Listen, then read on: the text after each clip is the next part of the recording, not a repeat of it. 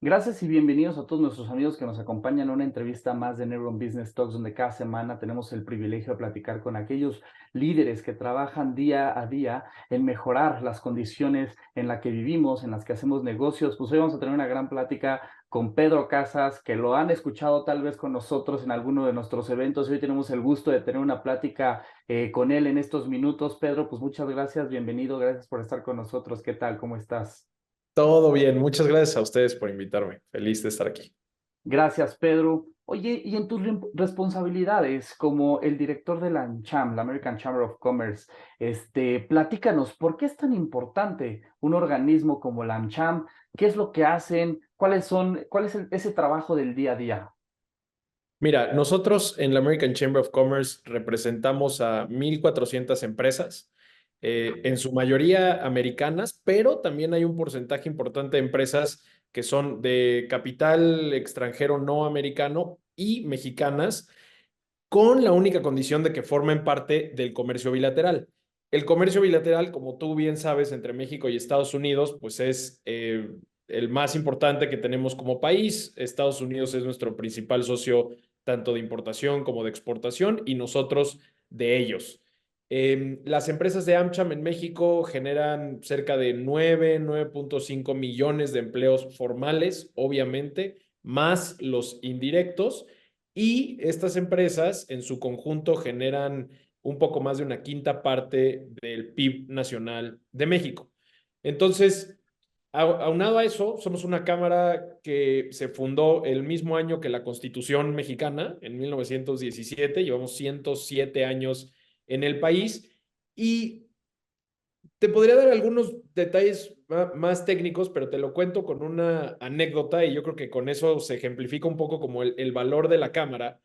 Em, no sé si tú sepas, pero la palabra chamba, que es la manera en la que casi todos los mexicanos de manera coloquial le llamamos al trabajo, proviene de nosotros, de la chamber, porque hace 100 años y durante todo este tiempo, la bolsa de trabajo, el empleo que daba la Cámara era una fuente importantísima para todos los mexicanos. Entonces la gente solía ir a buscar trabajo a la chamber. Y entonces se fue alterando el lenguaje y de ir diciendo voy a ir a la chamber, decían voy a ir a la chamba, y de ahí se quedó para el resto de la eternidad el decirle chamba al trabajo. Entonces, es eso, somos una cámara que da trabajo, inversión en México y estamos aquí para generar un mejor entorno de negocios y que esto pueda seguir creciendo en los años por venir.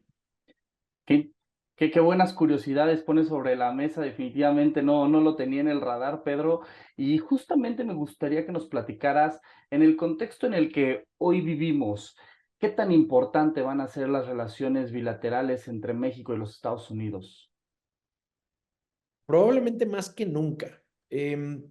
Estamos viviendo un contexto global que se ha repetido mucho en múltiples espacios de análisis, entonces no profundizo tanto, pero simplemente las guerras que vemos en otras partes del mundo, las tensiones comerciales que existen entre las dos potencias económicas, que es Estados Unidos y China, las disrupciones en las cadenas de valor que experimentamos durante la pandemia de COVID-19, entre muchas otras cosas, han generado un movimiento de muchas de las empresas a volver a tener más cerca y en menores, con una menor dispersión, sus fuentes productivas. ¿Eso qué quiere decir? Que básicamente están atrayendo de nueva cuenta gran parte de sus fábricas, de sus proveedores, a que estén más cerca del mercado de consumo, en este caso Estados Unidos, y eso es lo que hoy en día todo el mundo habla que es el nearshoring, ¿no?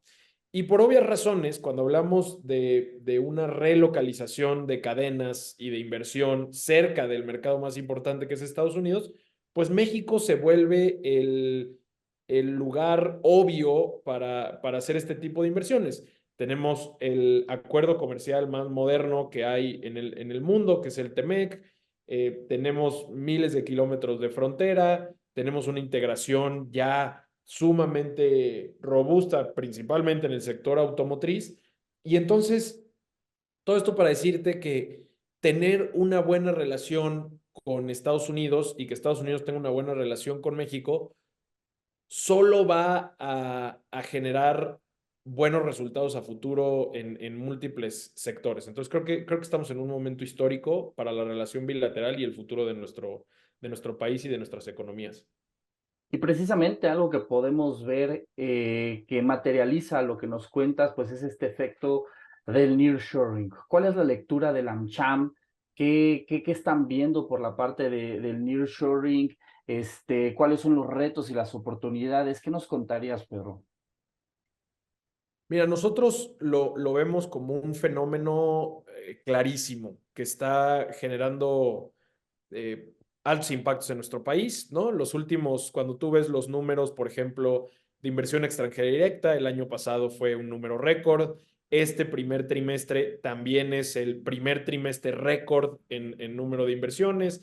La tasa de desempleo está también sumamente baja, lo cual es muy bueno.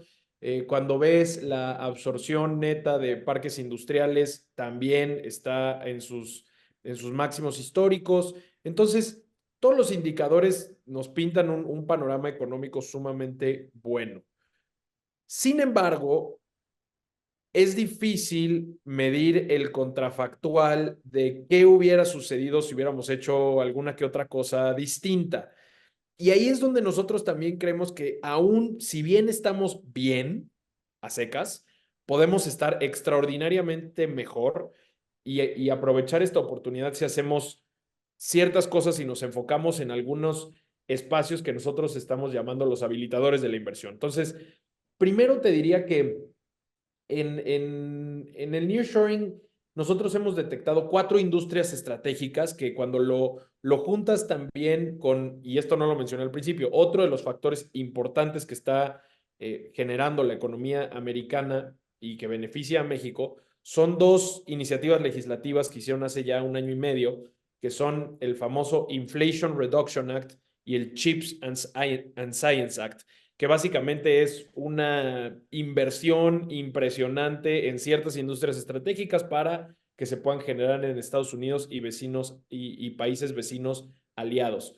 Entonces, con todo eso en mente, nosotros detectamos 4 industrias estratégicas: dispositivos médicos, vehículos eléctricos, que para esta audiencia es relevante, los semiconductores y la agroindustria.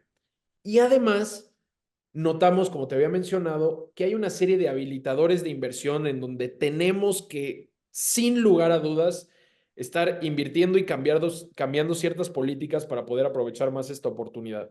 Y esos habilitadores de inversión son infraestructura, pero infraestructura en todos lados: puertos, aeropuertos, carreteras, ferrocarriles, infraestructura también en telecomunicaciones, importantísimo, despliegue de banda fibra óptica, perdón, en el sur sureste, en fin, hay un montón de cosas de infraestructura. Agua, energía, tenemos que aumentar nuestra capacidad de generar energía, de transmisión, de distribución y sobre todo la transición hacia energías más limpias. Tenemos que trabajar en seguridad y Estado de Derecho y por último, talento y capital humano.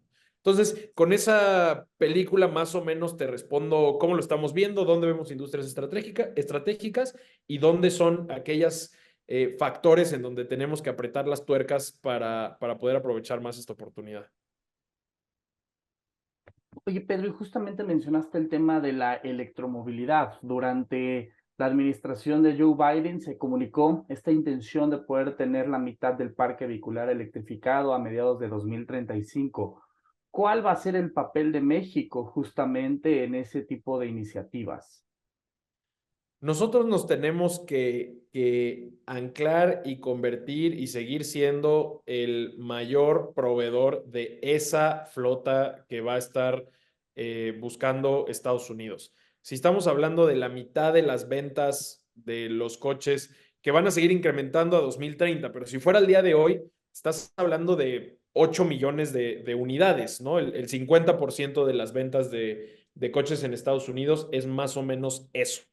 Y nosotros lo que estamos exportando como país, digamos, en este primer trimestre, no ha llegado ni al millón, ¿no? En un trimestre exportamos más o menos como 820,000 unidades, lo cual, pues, haciendo las mates, ¿no? Nos da una oportunidad de crecimiento enorme. No es que nosotros vamos a producir el 100% de estas 8 millones de unidades que se podrían vender en Estados Unidos, pero si ese es el objetivo, sin duda, nosotros podemos ser un jugador relevante, porque además se junta todo lo que ya te había platicado de las ciertas tensiones geopolíticas en donde probablemente, pues, el acceso a automóviles chinos, por ejemplo, va a ser sumamente limitado en Estados Unidos. Y entonces la producción mexicana de vehículos que no necesariamente son marcas mexicanas, pues, porque no existen, pero son producidos en México, están generando ingresos en México, están generando empleos en México. Esas son las oportunidades que nosotros tenemos que aprovechar y que sin duda es una oportunidad otra vez de oro para la industria automotriz poder transicionar hacia eso y convertirnos en este proveedor número uno de ese objetivo en Estados Unidos. Pero, como ya te dije, tenemos que apretar tuercas en infraestructura, en energía y en muchas otras cosas. Oye, Pedro, y justamente a mí me gustaría que nos contaras, por ejemplo, ya sabemos lo importante que es México para los Estados Unidos en temas de proveeduría. Nos platicaste del nearshoring, estas empresas americanas que quieren traer sus actividades de producción a la región. Pero al mismo tiempo también China está volteando a ver a México, otros países están volteando a ver a México. Sabemos que hay tensiones, las ha habido en los últimos años. ¿Cómo le hacemos como país para llevarnos bien con todos y seguir haciendo negocios con los Estados Unidos y seguir haciendo negocios con China o con cualquier otro país sin importar las tensiones y demás? ¿Cómo le hacemos para llevarnos bien con todos? Es una buenísima pregunta, qué bueno que la hiciste, porque mira, yo entiendo, escucho y veo esas preocupaciones que han salido recientemente, que si la participación de China, que si no, que si Estados Unidos nos dice que no debería estar sucediendo y demás. Y mira, la clave aquí es nosotros como país, como economía, podemos relacionarnos con quien sea siempre y cuando todos estemos bajo el mismo, bajo las mismas reglas, ¿no? Si los chinos o ponle el nombre que quieras, los jamaiquinos o lo que sea, están vendiendo en México, importando o exportando, lo que sea, bajo las mismas reglas con las que nosotros estamos jugando el juego, todo se acepta. Donde empieza a generarse un poco de ruido es cuando se empiezan a detectar prácticas que violan, por ejemplo, el TEMEC o los tratados comerciales, donde se empiezan a detectar subsidios por parte de ciertos gobiernos a empresas y entonces generan disrupciones en los mercados locales y atentan contra todos aquellos que sí están haciendo bien las cosas. Ahí es donde, pues tal cual, no se vale, ¿no?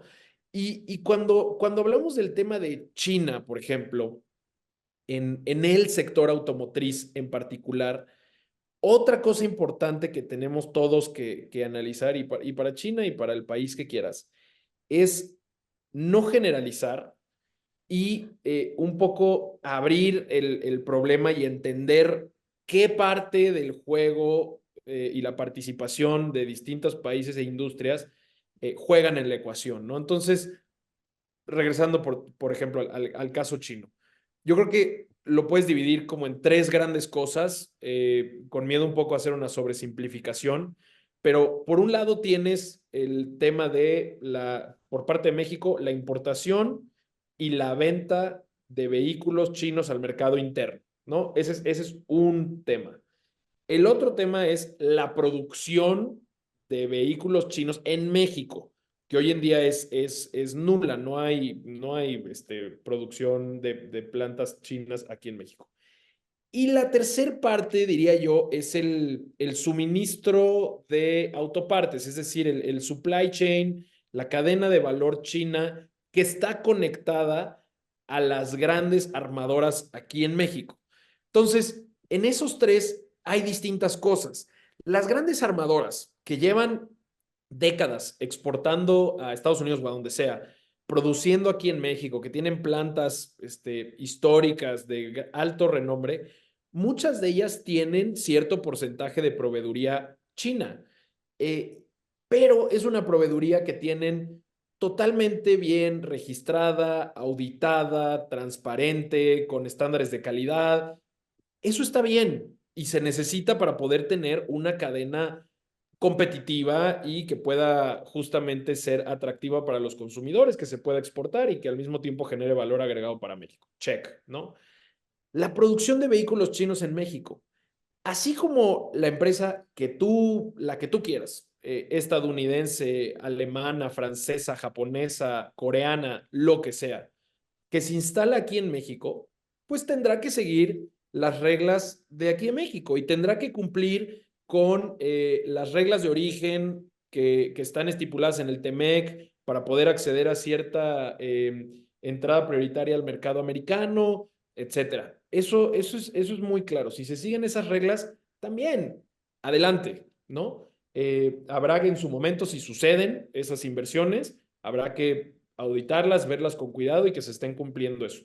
Y en el último sector que te mencionaba, que es la importación y venta al mercado interno, ahí es donde nosotros sí detectamos una bandera roja, una alarma, porque al mismo tiempo que estas empresas tienen muy bien auditada su proveeduría China y de otras partes del mundo, la industria sabe cuánto es el valor de un coche, cuántos son de qué tan amplios son los márgenes para la venta y en dónde un cierto precio ya no hace sentido comercial. Es decir, si a mí generar, no sé, este celular me cuesta 100 pesos y lo estoy vendiendo a 80, pues evidentemente no tiene lógica de negocio y eso solo podría indicar que algo extraño está sucediendo.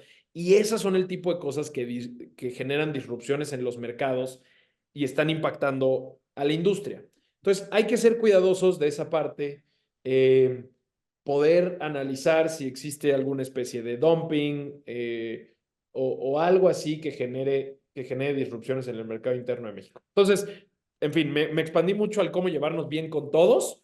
Si nadie peló y se les fue la onda los últimos 3 minutos, el mensaje es que todos jueguen bajo las mismas reglas y seamos amigos de todos los que jueguen bajo las mismas reglas.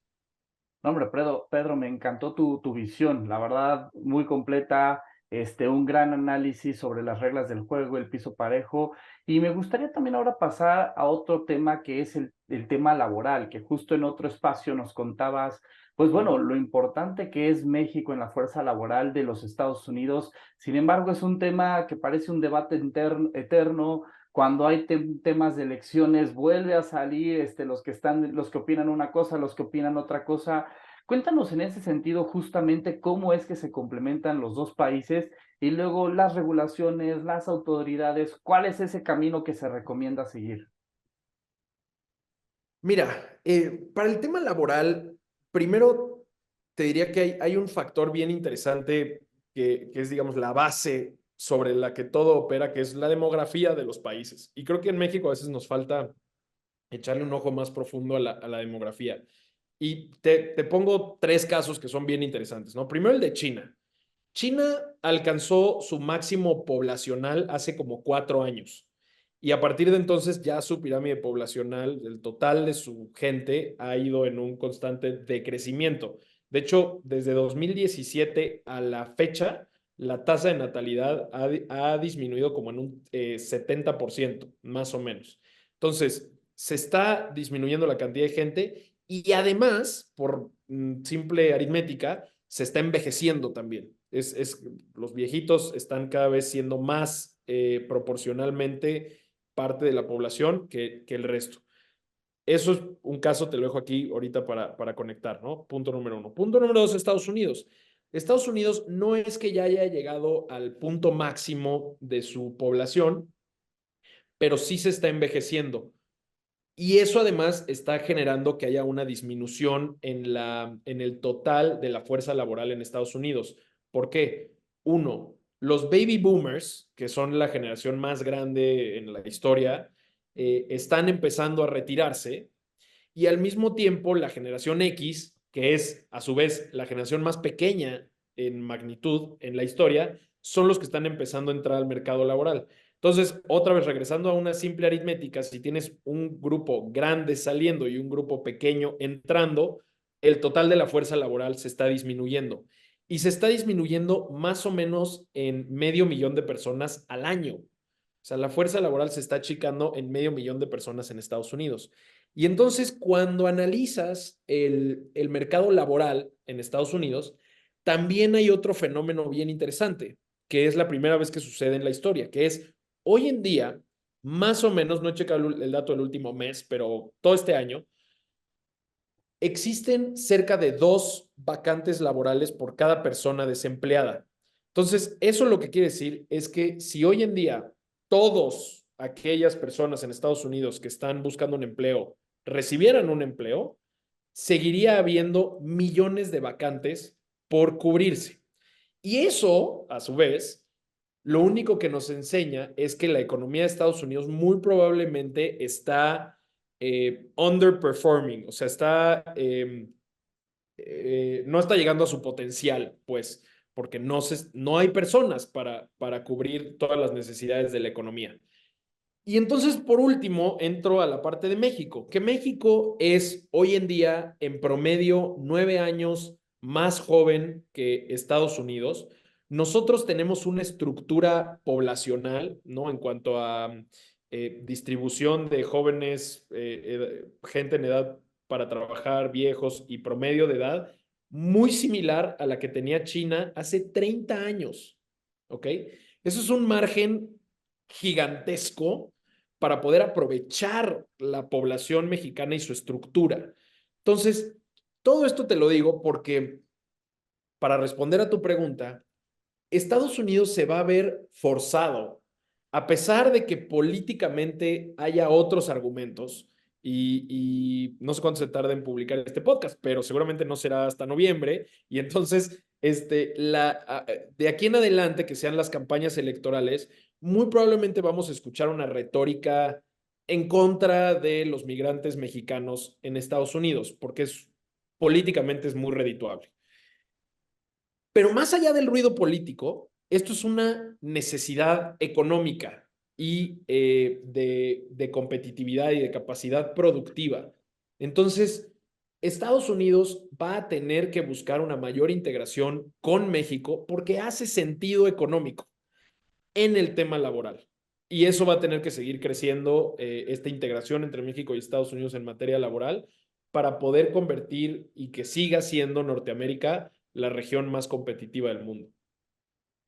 Oye, Pedro, y también me gustaría que nos platicaras del efecto contrario. Sabemos que los mexicanos y hermanos de América Latina van buscando oportunidades laborales a los Estados Unidos, pero ahora también vemos cómo las personas de los Estados Unidos vienen aquí a México a instalarse y se ha vuelto mucho el tema de la gentrificación, que no es un tema nuevo, pero que las razones tal vez sí son distintas a las que hemos visto en algunos otros momentos, y cualquiera que esté buscando una renta en Ciudad de México o allá en Nuevo León lo vive, ¿no? Y tanto es así que hasta se le pide a las autoridades poner reglas, regular, ¿cuál es tu lectura sobre de esto? ¿Qué tanto es algo que va a escalar o simplemente es un fenómeno natural de las inversiones y los movimientos económicos?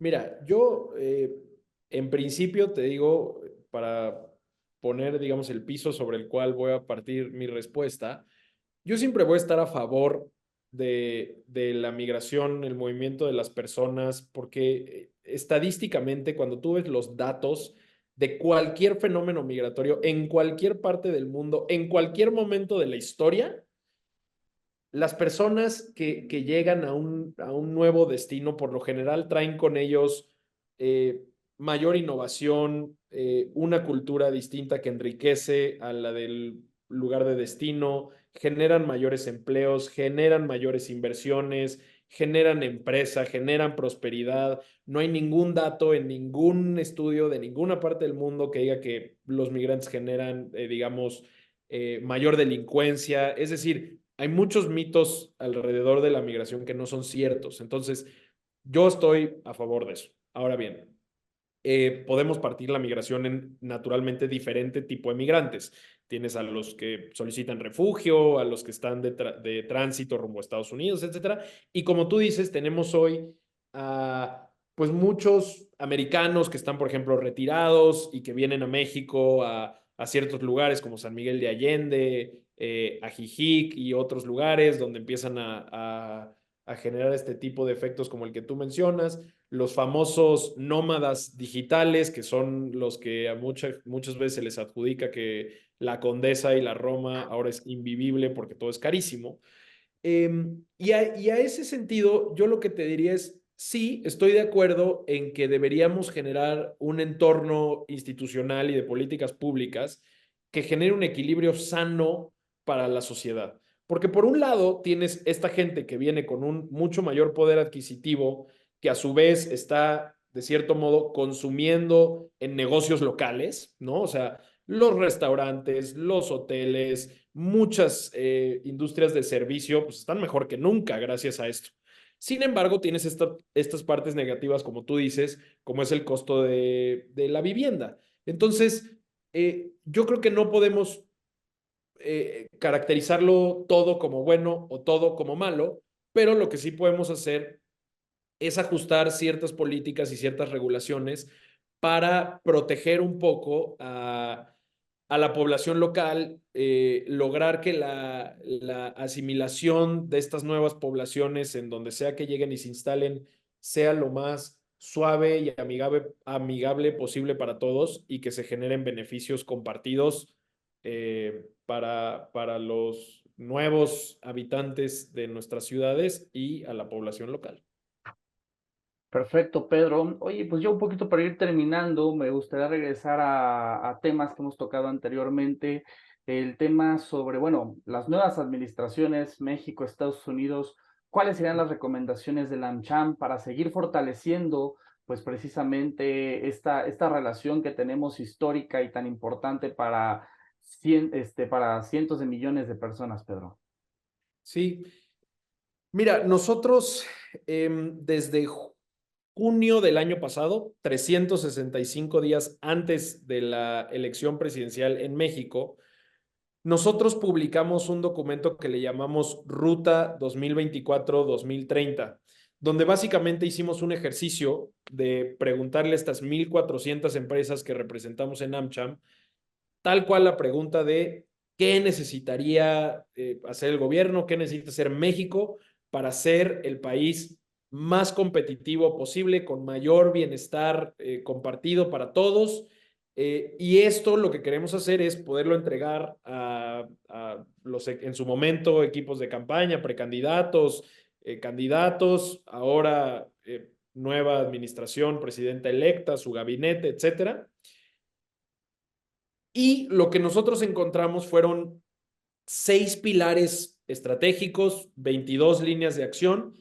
Te enumero rápido los 6 pilares para que este podcast ya nos extienda a 6 horas. Pero nuestros 6 pilares fueron: uno, seguridad y Estado de Derecho; dos, economía y finanzas sanas; tres, comercio exterior y la implementación del TEMEC, clave; cuatro, la atracción de inversiones.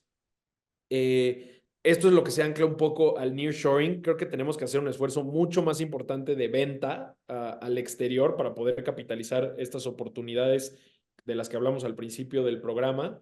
Cinco, englobamos todo en un concepto que se llama bienestar y crecimiento sostenible, donde entran temas como la Agenda 2030 y los Objetivos del Desarrollo Sostenible, la resiliencia en la agroindustria, el uso correcto de agua, la transición energética, entre otras. Y el sexto pilar es la innovación y la economía digital. Eh, la tecnología tiene que ser el pegamento de todas estas cosas. Es un eje transversal súper importante en el que si queremos realmente avanzar a una velocidad mucho mayor para hacer un catch-up importante en la complejidad y el desarrollo de nuestra economía, el disminuir brechas entre regiones, entre el norte y el sur, y a su vez entre tipos de empresas y tamaños, ¿no? Entre las grandes y las medianas y las pequeñas, el pegamento es la tecnología y nos tenemos que apalancar de todo eso para hacer crecer nuestro país de una manera más sostenible e igualitaria. Oye, Pedro, pues tú quisiera agradecer mucho este ratito que te viniste a platicar con nosotros. Tocaste temas bien interesantes, una visión muy completa, muy profunda de todo lo que estamos viviendo. No sé si de tu lado traigas algunas conclusiones, algún mensaje final. El mensaje final que trato yo de compartir cada que puedo es que al final de todo, para lograr el México que todos nosotros queremos, tenemos que trabajar en equipo sí o sí. Hay un montón de cosas que hacen que pudiéramos estar separados o polarizados, pero eso no nos puede llevar a ningún lugar positivo.